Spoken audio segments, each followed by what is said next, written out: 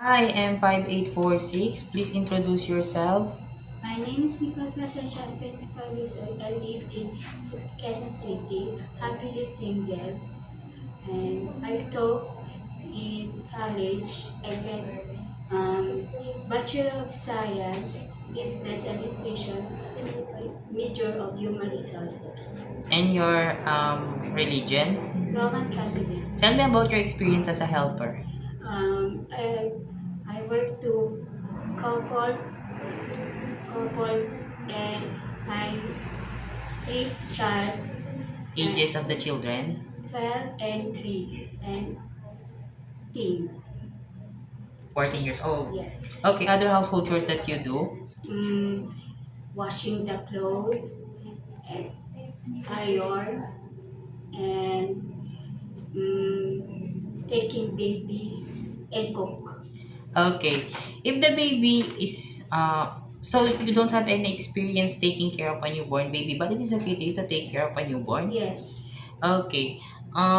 So you have an idea how to prepare a milk for a newborn. Yes. Okay.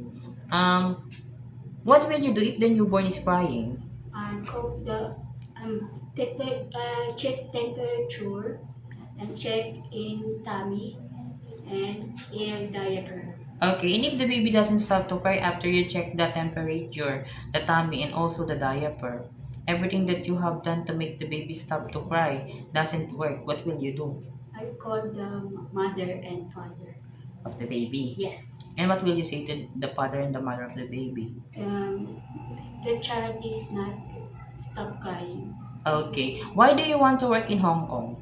because of higher higher salary and um, provide the needs of my family. To provide the needs of your family. Okay, and how long do you want to work in Hong Kong?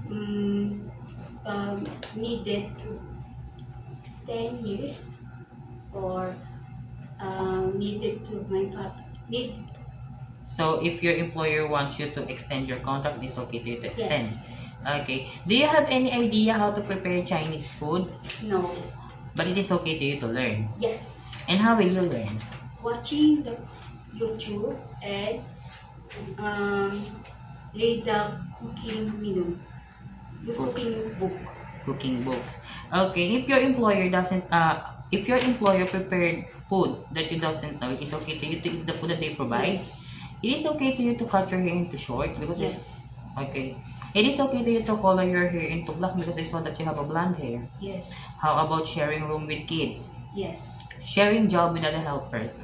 Yes. How about work on Sunday or on a holiday setup for your employer? Yes. It is okay to you to take care of pets. Yes. How about taking care of elderly? Help them go to bed, to the bathroom. Maybe. It is okay with you.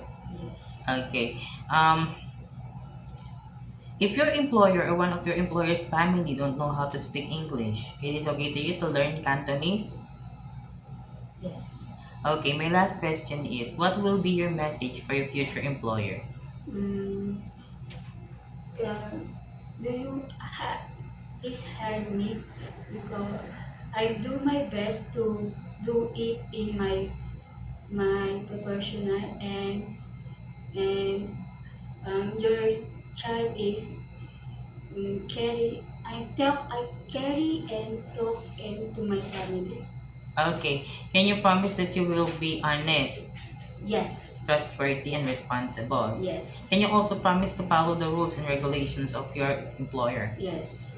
Okay, how about taking good care of their children as your own? Yes, I do. Okay, thank you very much, Miss Nicole. Thank you. Okay.